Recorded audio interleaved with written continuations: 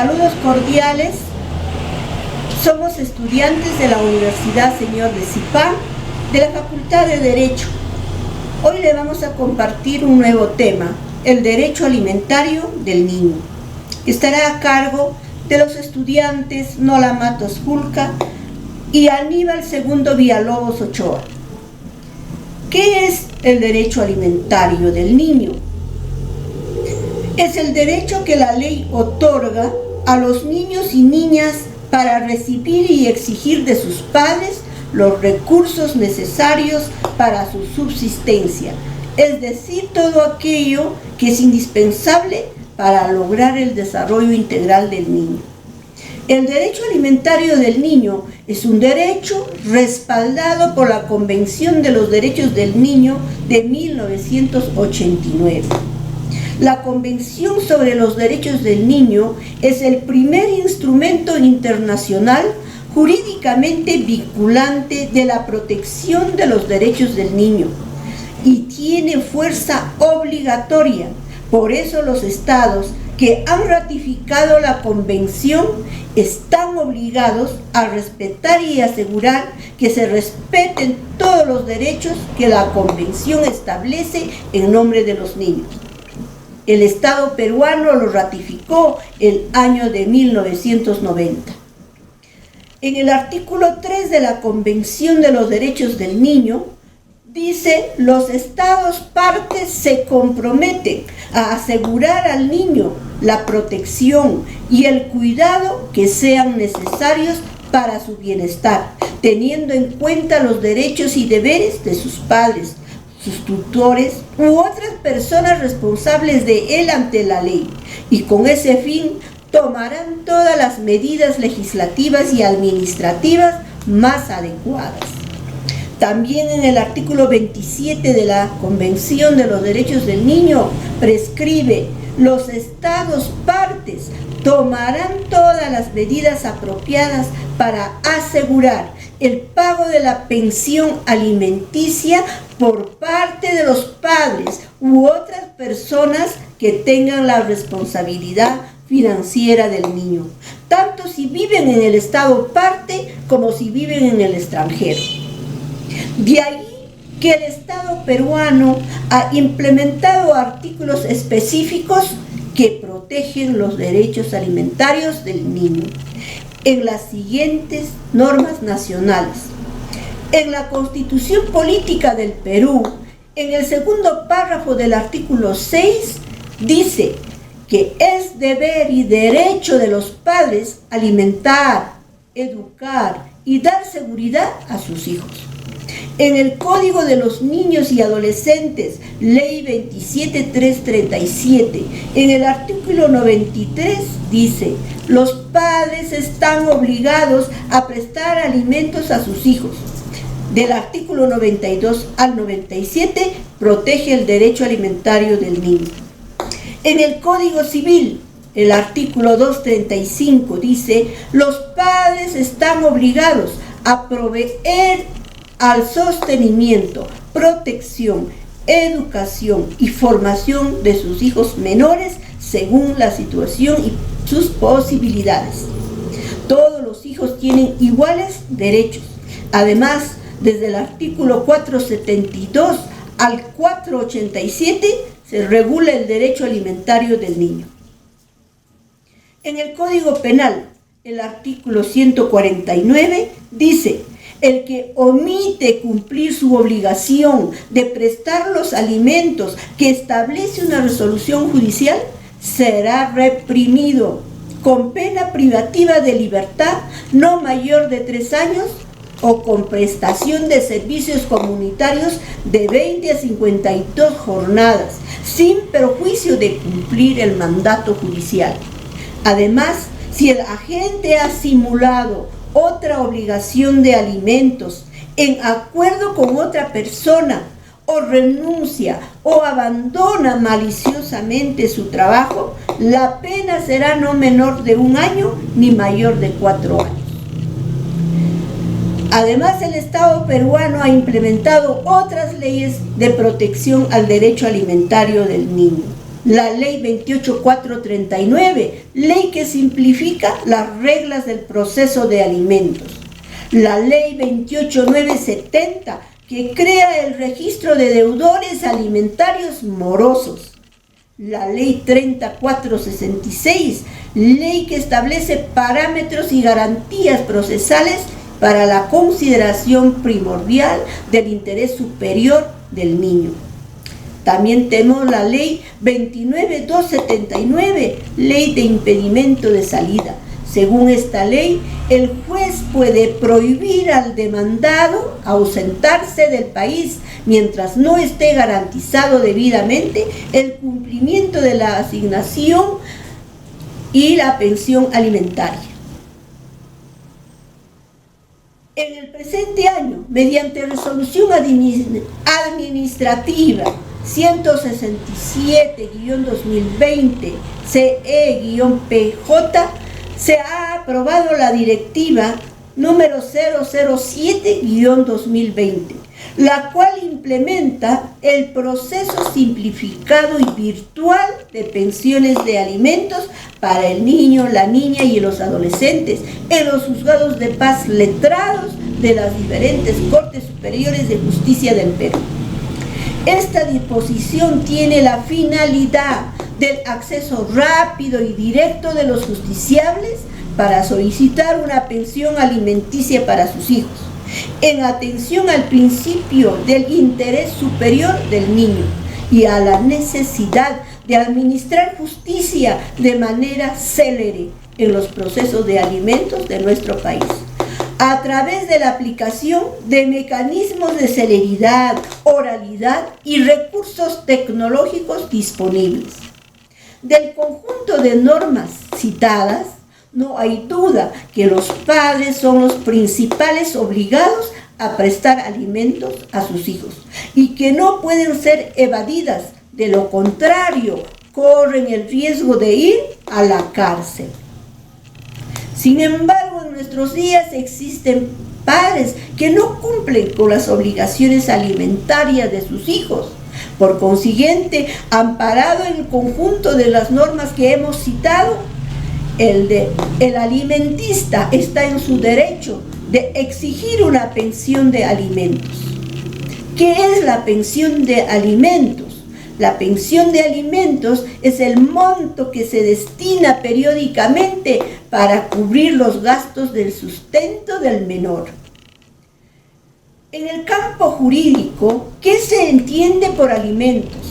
Según el artículo 472 del Código Civil peruano, se entiende por alimentos lo que es indispensable para el sustento, habitación, vestido, educación, instrucción, capacitación para el trabajo, asistencia médica, asistencia psicológica y recreación, según la situación y posibilidades de la familia.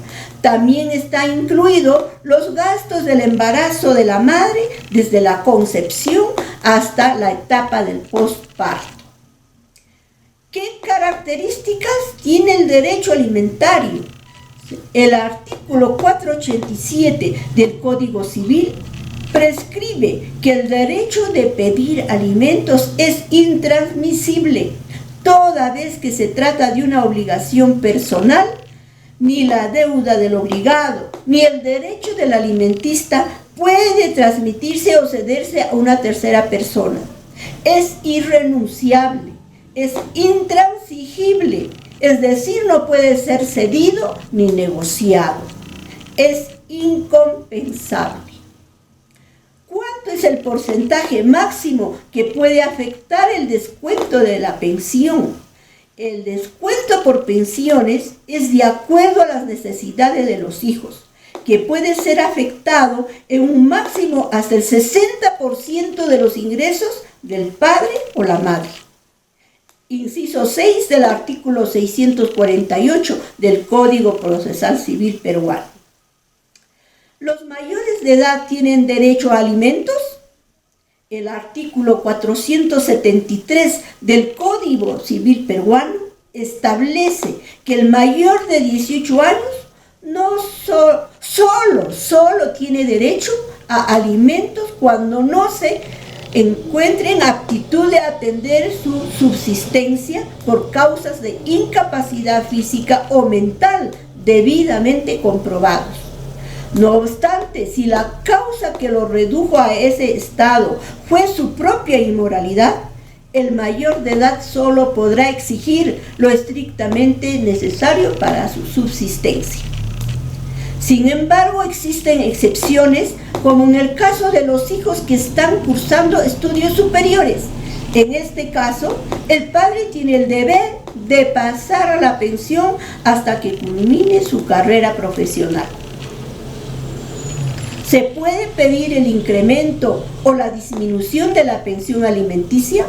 Según el artículo 482 del Código Civil, la pensión de alimentos puede incrementarse o reducirse en función del aumento o la disminución de las necesidades del alimentista o de las posibilidades del obligado a prestar alimentos. Procedimientos judiciales y extrajudiciales para la obtención de una pensión de alimentos. Este tema estará a cargo del estudiante Aníbal Segundo Villalobos Ochoa. Gracias. Muy buen día, compañeros, estimada docente Liliana Barturén. Un saludo cordial a mi compañera Nola Matos Julca, que el día de hoy nos toca la tercera sesión. El tema a tratar es derechos alimentarios del niño y el adolescente en el Perú. La parte que me corresponde a mí son los procesos y procedimientos judiciales y extrajudiciales del derecho alimentario y del niño y el adolescente. Para comenzar, vamos a tocar el tema sobre procedimientos de alimentos. Concepto: el proceso de alimentos es un medio legal por el cual la accionante interesada recurre al Poder Judicial para que el emplazado le otorgue una pensión de alimentos de acorde a sus necesidades y posibilidades, sin contravenir su propia existencia. Ahora bien, podemos decir que el proceso de alimentos se encuentra expresamente regulado en el Código Procesal Civil como un proceso sumarísimo. En estos procesos son competentes los jueces de paz letrado de la jurisdicción, del lugar, del domicilio del demandado o del demandante, a elección de este último. Artículo 546 hasta el artículo 559 del Código Procesal Civil. Y las disposiciones especiales del artículo 560 al artículo 572 del Código de Procesos Civil.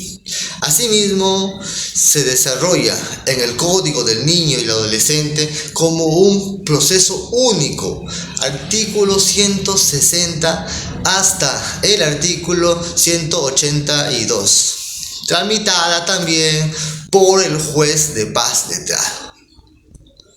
Tenemos dos tipos de procesos judiciales para exigir el derecho alimentario. Para empezar, vamos a hablar sobre el proceso sumarísimo. Este se inicia con una demanda en la que se va a pedir como pretensión principal una pensión mensual para cubrir gastos de alimentación, vestido, salud, educación, recreación, entre otros. Esta demanda se tramita bajo los lineamientos de un proceso sumarísimo, según el artículo 546.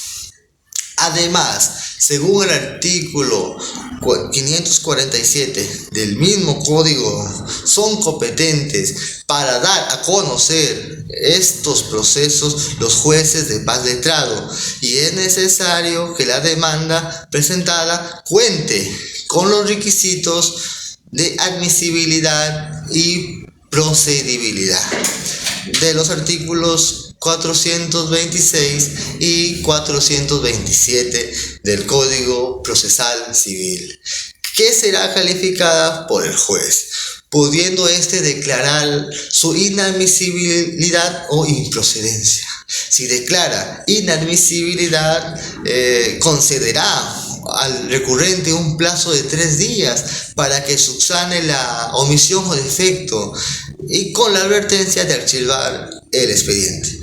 Por otro lado, si declara improcedente la demanda, ordenará la devolución de los anexos ya presentados.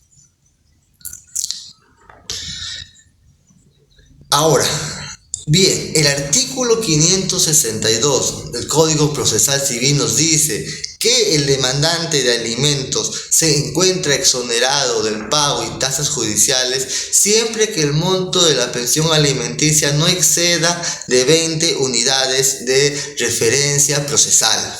Según Casación 3049-99-ICA, también nos dice que la exoneración del pago de tasas judiciales al demandante tiene sustento por su carácter tutelar de dicho derecho, ya que se encuentra vinculado con los derechos fundamentales a la vida y a la dignidad de la persona humana y del alimentista, ya que es el deber del Estado proteger a la persona y a la familia.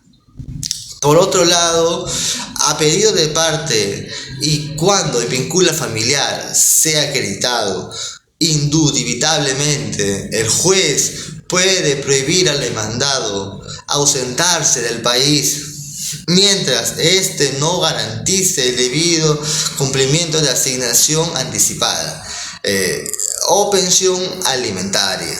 Además, el juez puede solicitar el informe por escrito del centro de trabajo del emplazado sobre su remuneración, gratificación, vacaciones y cualquier suma libre disponibilidad que provenga de la relación laboral adquirida.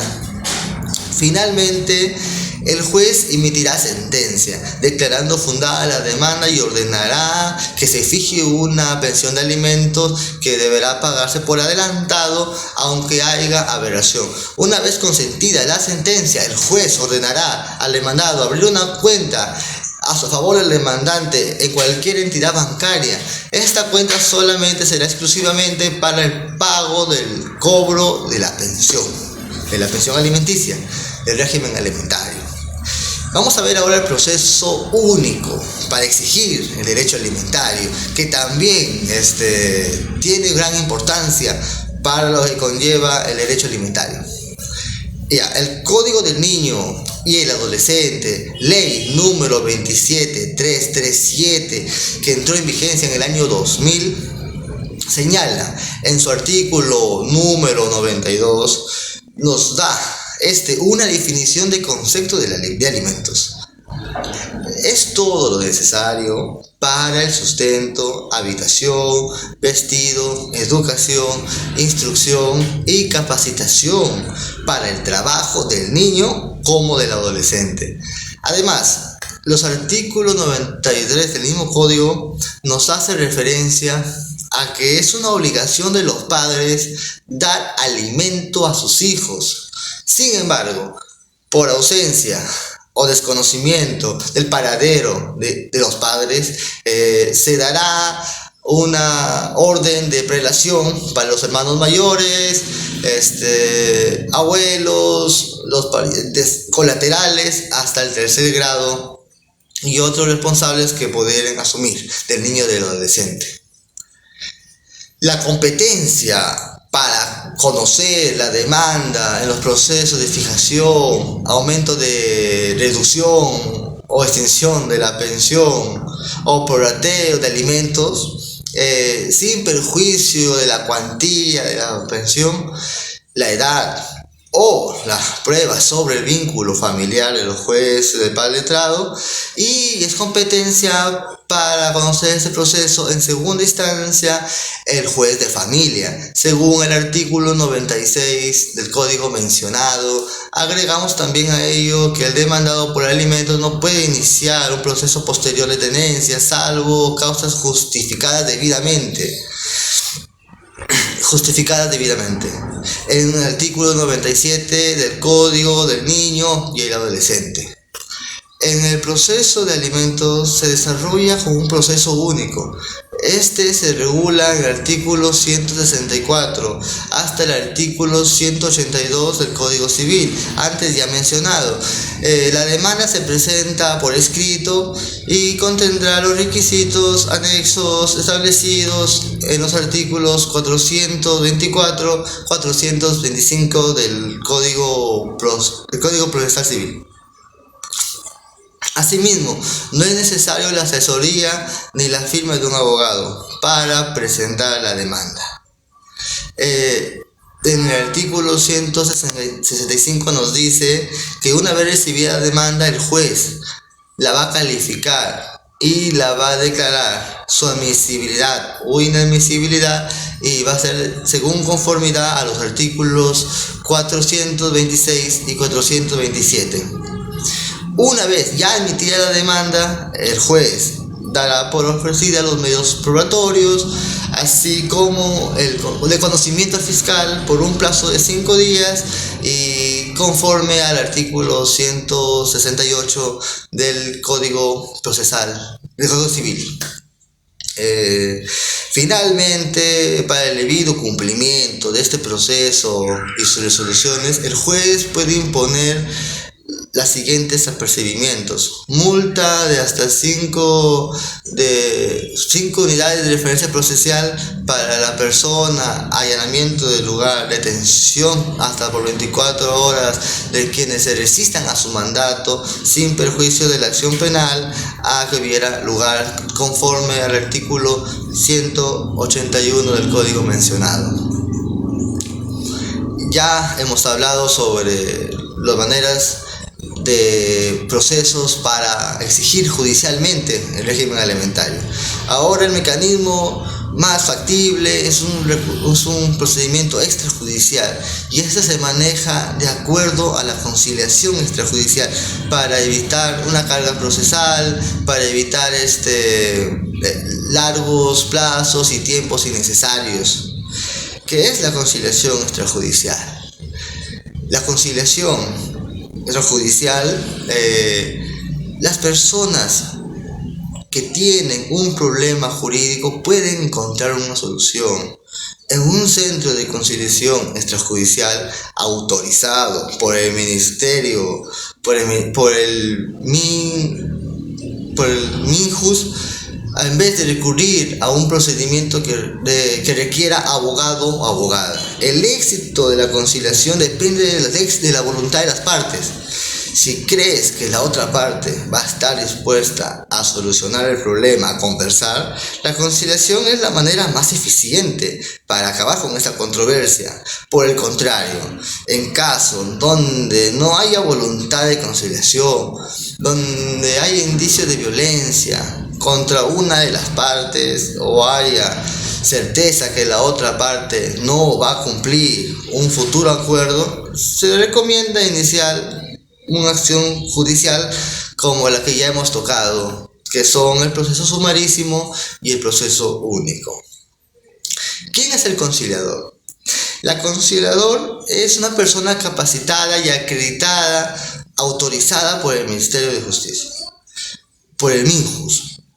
Dentro de sus funciones está promover la comunicación entre las partes y eventualmente proponer fórmulas conciliatorias que no estén obligados a aceptar, pero si lo haces, podrían poner fin a este problema, a este conflicto de intereses.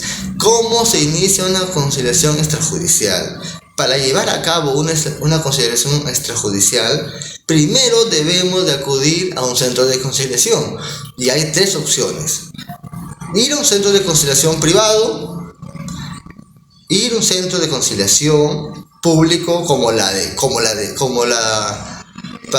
que es gratuito para cualquiera que cumpla los requisitos. Estos centros se pueden encontrar en la Defensoría del Pueblo, diferentes instituciones públicas como la de MUNA o la municipalidad. Y es decir, ir a los centros de conciliación que ofrezcan la Defensoría del Niño y el Adolescente. Pero en estos vamos a aclarar qué tipo de problema tenemos, y el conciliador va a fijar la hora y el día para la respectiva audiencia. Este enviará una invitación al domicilio exacto de la otra parte para que pueda asistir a la audiencia indispensablemente. ¿Qué conflictos de derecho de familia pueden ser conciliados? De acuerdo a la conciliación peruana, algunos conflictos de familia pueden ser resueltos a través de la conciliación. Es conciliable fijación de una pensión de alimentos, exoneración de una pensión de alimentos de mayor de edad, reducción o aumento de pensión de alimentos establecidas en el acta de conciliación previa, determinación de un régimen de tenencia a un favor del padre o la madre, determinación de un régimen de visitas, variación de un régimen de visitas establecido y los gastos de embarazo y el parto. También todo lo que tiene que ver para liquidación de sociedad de gananciales o sociedad de bienes durante la sociedad de hecho. Bueno amigos, para dar final esta exposición vamos a hablar sobre los acuerdos de alimentos, indicando la periodicidad del depósito. Esto puede ser semanal, quincenal o mensual. Tercero, si las partes lo acuerdan, se puede pactar un depósito por montos y fechas adicionales. Una cierta cantidad a fines de junio, otra a fines de diciembre. No se recomienda pactar bienes por concepto por pensión de alimentos. Por ejemplo, todo lo necesario por pañales, todo lo necesario para vestimentas, todo lo necesario para atenciones médicas son variables. Debemos consignar bienes como pago de alimentos, dificulta lo que es un reclamo judicial. Con esto se finaliza el tema. Agradecemos a la docente, a la compañera Nola Mato Fusca. Hasta la siguiente sesión. Muchas gracias.